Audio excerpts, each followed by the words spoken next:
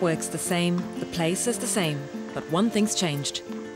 It was 2 years ago, while training on this court, that Brielle McPherson's life changed forever. Her right arm collapsed, and shortly afterward, she was diagnosed with bone cancer. The choices were harsh: to keep her limb but risk a huge chance of cancer reoccurrence, or amputate her arm and enjoy a longer, healthier life. If it hadn't been for me playing tennis, then I wouldn't be as lucky as I am to found out about the cancer so early. You know, the first thing I thought was that, you know, I will be able to live a longer, happier life.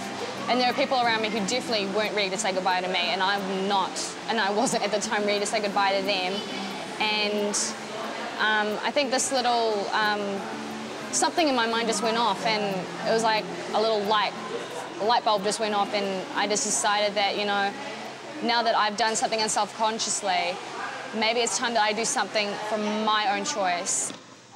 Today, 20-year-old Brielle trains with the New Zealand Paralympic Swimming Squad. It's afternoon training at Mount Eden Pool, and amongst the ordinary, Brielle stands out with her extraordinary spirit.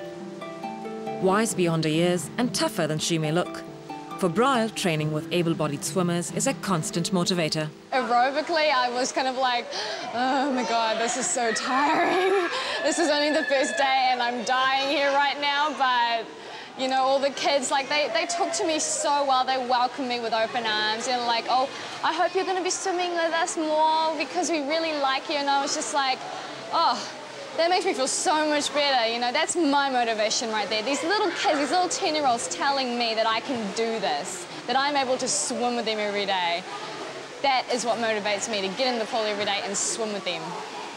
Yeah, I mean, I guess in New Zealand, it's the only way to go, really. You know, there's not a massive disabled swimming program, so these guys have to swim with able-bodied athletes, but it certainly adds to our program, and she fits in like she'd been there forever. Positivity, you know, it doesn't matter what we throw at her, and how hard training is or how tough, you know, she just approaches it with massive positivity, and you can't really beat that, you know. Rewinding back before the chemo happened, before the cancer happened, I just thought that I would be, you know, in my 4th year of university, trying to finish my degree and become a psychologist. But things have turned around for me in a really great and positive way, and now I can swim with so much passion, and every day, you know, there's like little things that I can help motivate other people and inspire them to do great things. It's Brielle's quirky combination of humour and stubbornness that really are the backbone of her winning spirit. Like one arm just swimmer in the squad, I'm like, it's great. You know, my body is like literally flopping in the water. Like, I feel like a canoe going 360, and I'm thinking, where am I going? I'm not going anywhere. I'm just floating in the water, I'm not going anywhere. And the coaches will be like, oh, come on, Brielle, you can do better than that. I'm like, why didn't you try swimming with one arm? Be it swimming or driving, readjustments have now become a part of Brielle's everyday life.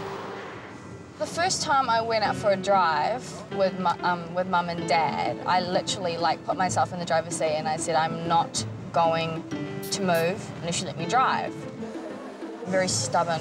I don't let anybody tell me what I can and can't do. You know, when Brielle was diagnosed, and it was, I prepared myself for a long battle, but I was surprised that Brielle just came up on this attitude that, no, I'm not going to be down. It makes me really strong, and my husband makes us strong because we saw that Brielle is a strong person. I know Brielle that she is going to make it. I have a faith on her. Me and my husband have faith on her. Brielle's also had professional support from the Cancer Society of New Zealand when the going got really tough. I think Brielle's always been just so vital and energetic. So that's how she was previously before cancer. And obviously, you know, she had hard days like anybody going through cancer and that sort of treatment. But, you know, that motivation seems to have really helped her in terms of getting to where she wants to be now. 5:30 till 7, yeah. The counsellor really helped me to deal with the mental blocks that I was having, and just understanding that being able to walk and be alive and to talk is amazing. You know, a lot of people take that for granted. She's been training for less than 4 months, but her sheer determination has brought Brial to the New Zealand Swimming Disabled Nationals this month.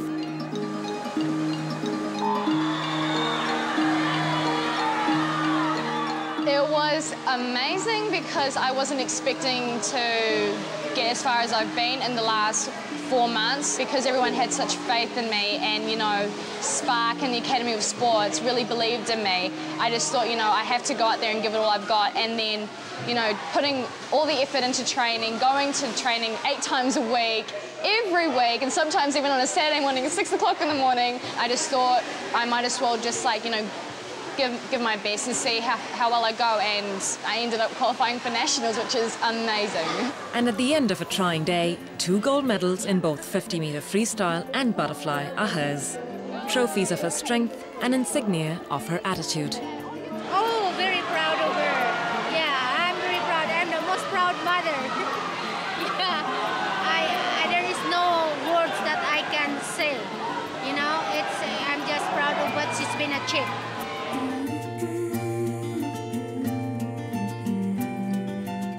You know, there are days when I find that, you know, I'm finding it really hard, you know, like sometimes I'm not keeping up with the others in training, but that's normal because I'm a human being, and, you know, we can't always be perfect, and I'm definitely not a perfect person, but it's definitely just down to mentality.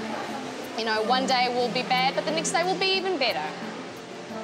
One thing will get you down, but another thing will pick you up. It's said that the human spirit is stronger than anything that can happen to it. And in Brial's case, it's been too much too soon. But this is a girl who no doubt will continue to rise above it all.